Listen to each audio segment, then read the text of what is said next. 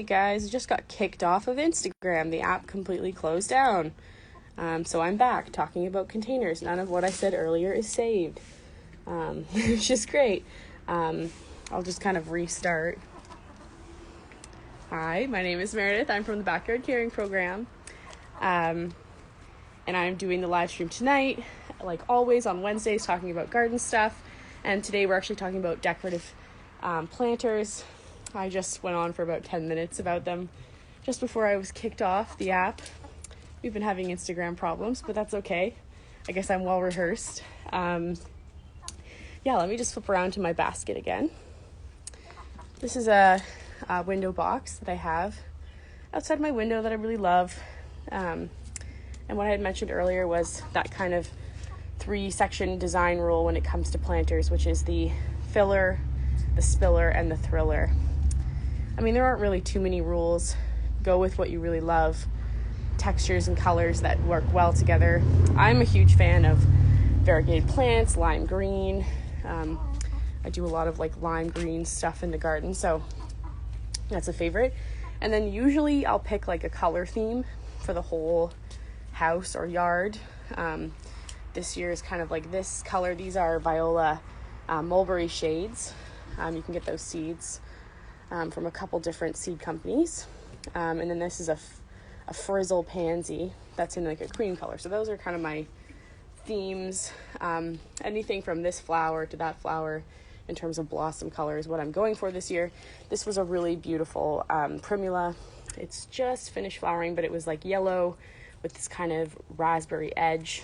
That can be deadheaded. I like to mix perennials, annuals, tropical plants, herbs, doesn't matter to me. I just know that these are ephemeral and I'll have to take them apart. So it doesn't really matter what I put in, as long as I remember which is which. So in here we have some really gorgeous lemon thyme that will kind of fill up and is a really good filler. The primula, kind of a temporary spring filler. The violas and the pansies are a really nice filler that will last, depending on our temperature, maybe into early July, and that's about it. And then I can put something a little bit, how many herbs I go? Lots of different herbs. There's actually some chives in here as well. These are ornamental chives that should have maybe a white flower or a pink flower instead of maybe even a dark purple. I'm not sure what I got. I just got some mixed ones, and that is going to act as like my thriller, so my spiky element, a different texture than everything else that's in here. How many other herbs? I don't have too many other herbs kind of on the go, but I'll show some of my seedlings at the end of this. I really love violas. They're edible. I pluck them and I put them on top of focaccia and different baked goods and things, so they're nice to have around. Even the pansies are edible, which is kind of fun. A little bit much them, a bit spinachy. They're good. Then there's like this silvery plant. I forget what it's called. Up close, it looks like a rose, which is absolutely beautiful. At the ends, that new growth looks like a little rose, like a silver rose. That will kind of grow out and then spill over. Right now, it's still quite vertical, but that's okay. I really like this kind of soft, fuzzy silver texture. Right next to got a viola in there. I also have some chickens are fighting each other over some kind of bug. I also have some baby pileas in here, which I talked about. Last year, they absolutely took off. So I'm excited to see how big these ones get. From babies, I put them out maybe a little bit too early. So there's a little bit of cold damage. But there's some leaves that are very happy. We'll just leave those tucked in, and it will eventually take off. I'll talk about planting soil in a minute. But this drain's completely clear, which is great. I've got a Boston fern down there that can kind of catch any of that water. But yeah, it's got good drainage. This is cocoa fiber. I like it. It has that more like cottagey, natural Hobbiton look, but not for everyone. I know that. I have this planter and a couple more I have yet to fill, but I really like the wicker basket. Definitely something I want to learn to do in the future is actually make my own baskets or something like that. This one's actually lined with plastic. If it's treated nicely, it should last a very long time. There's some metal reinforcements. This planter is actually inside a pot, inside the planter, which should protect everything a little bit further, and hopefully it'll grow kind of up past the edges and hide that ugly plastic. Otherwise I may have to raise that container up a little bit. In here I did have a pansy, but this one was the worst one, and even looking at it now I kind of don't love it. It looks pretty bad. Didn't love to be transplanted. Only way I could get these pansies was if in like a giant bowl, about 6 of them all crowded together, so I took them apart. This is a black mondo grass. It's a part shade, part sun, black grass that you can grow anywhere you grow hosta or Japanese forest grass.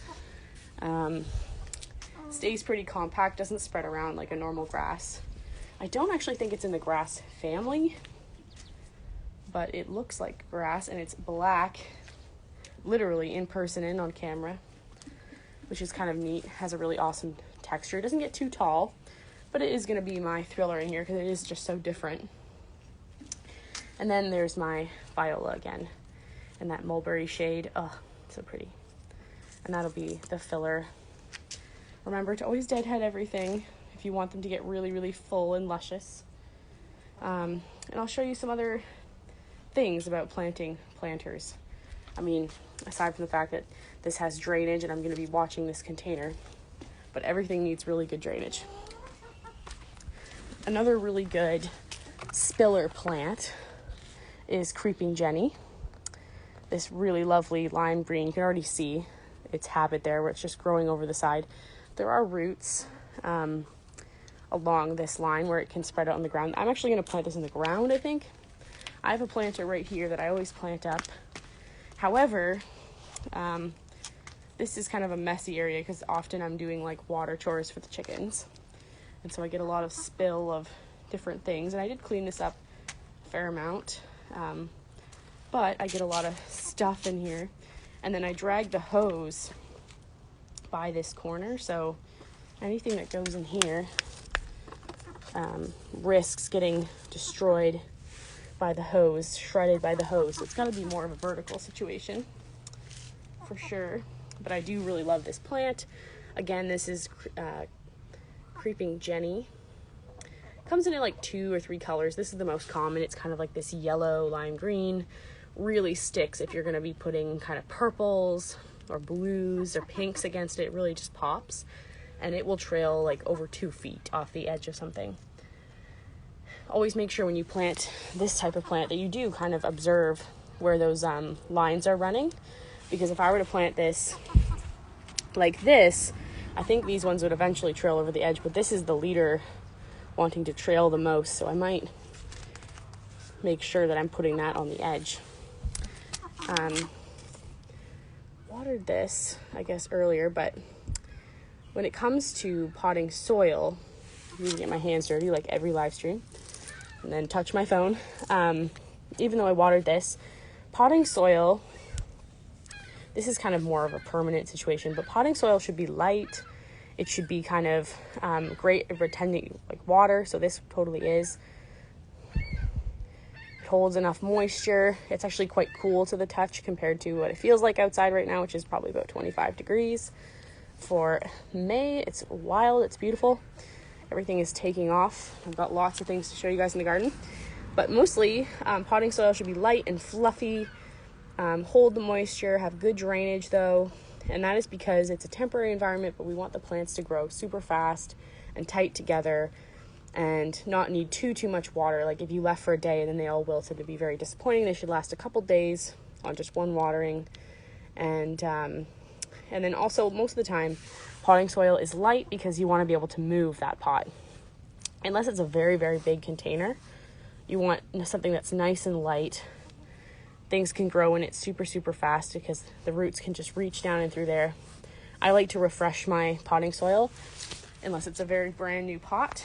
You can see the difference between it and kind of the ground soil that's been worked up. It's got a lot more organic matter. And that is ready to go. Probably won't put this guy in. Like I said, my hose kind of wraps around this corner. And it's a bit of a risk. Yes, that is a skull from a water buffalo. Story from another time. This pot I have on the corner, it also functions as like a hose guide as well.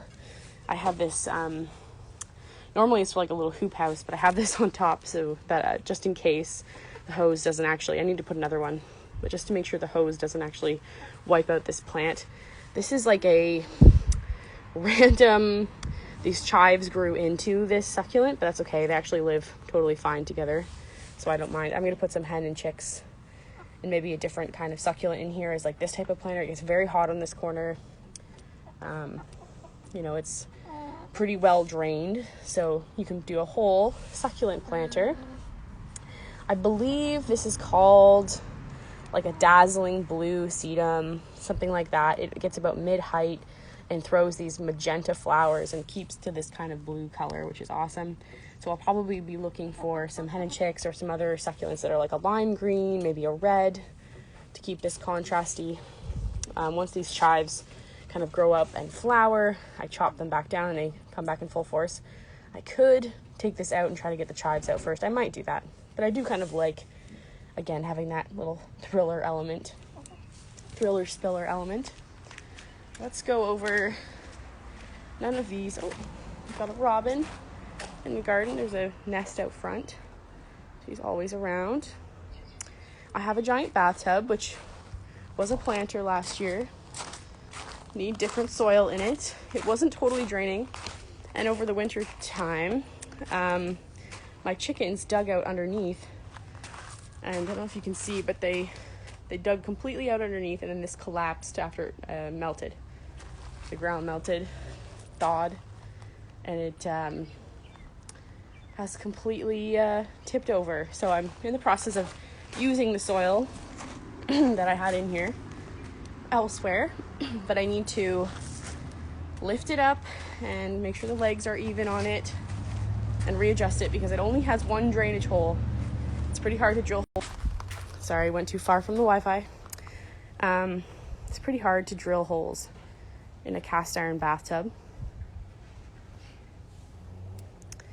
So we're gonna have to leave it like that. But I'm gonna put some really super light potting soil maybe in here, or maybe make some kind of water feature, I don't know. But it works pretty well as a container. It doesn't have to be super light soil because it is a cast iron bathtub. It's not taking off anywhere. My thought was I was gonna fill this with pyalea so it looked like bubbles, but we will see. Okay, the craziness begins. It's been a little bit too early and it hasn't been my focus, but all of these end up getting plants at them at one point or another. Oh, that's pretty loud. That's not nice. Almost anything can become a planter if we want it to be. These were from our cloche workshops, winter sewing, and I have all these bottoms, which could serve different purposes. It would be it doesn't like when I get far from the Wi-Fi, but I didn't think I was too far. It's literally right behind that wall. Anyways, what I was going to say is you can use different things to make sure this is a pot that doesn't have holes in it either. One of these acts as a way to take the level up in this container, and then I could fill it with a different type of pot on top so I don't have to use so much soil. And it can just sit on top and no one will know and see it. And that works just fine. I have 2 more of these guys over here. I have 1 more somewhere else, a little one. And the main thing is that I'm using containers within containers. You can kind of see what that one looks like. You could fill this up with soil, but I feel like it would really impact the life of the plastic and inevitably the container. And I want these to last as long as possible so I can enjoy them. Probably going to fill these with various things that I get left over at the end of the season. Things are quite expensive this year, I did find. The other thing you can do too is just fill these up with soil and plant your favorite lettuce mix, herb mix, and let it explode over and have something edible. Maybe some mixed kale. Mixed vegetables, anything like that. Not mixed vegetables, mixed lettuce. And then there'll be like a salad bowl, which will be awesome. I actually might do that, at least maybe this little one. This is just a random planter for a hanging basket I had last year. Kind of see how it looks degraded, so I don't want to put soil in that. We're just gonna put a little pot over top, and then it'll spill over the edge, and no one will know the difference, hopefully. Might switch this out with something black so it's not as piercing as the white. But yeah, that's basically how I do my containers. I do use a potting mix and not anything else. You can custom make your own. These were some, well, they've kind of jumped back. I had these really pretty blue violas and they got kind of fried the other day. I was waiting to use them for this workshop, but I don't know what I'm going to do with them now. Since they look like this, they got a little crispy, but they did bounce back in the leaves. They'll come back. There's some winter sown cannabis that's doing quite well. Won't be able to tell what is what for a while, but I need to separate those out. Can't really be grown long term in a container because the roots grow like a tree. So that would be the only thing, the exception for some container plants is that they don't do well in containers over a long period of time. I do have a raspberry that I saved, a golden raspberry that is in a container with kind of a half brown soil, half potting mix. We don't want to disturb that too much. It's got a bit of sand in it, but it's looking pretty happy. Don't want to crowd it too much. Might not be the prettiest, but I haven't decided where to put this in this yard. I don't really have, it's a pretty structured garden, so there's not really anywhere for it to be wild just yet. Okay, let's see if the Wi-Fi lets me, or I'll finish off this video about planting containers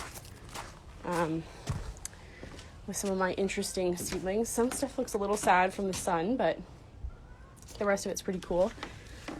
I've got some interesting basils, some frizzly purple basil, a couple of those from kind of like a, I think it was a mix pack, so I didn't really know what I was going to get. There's a kind of classic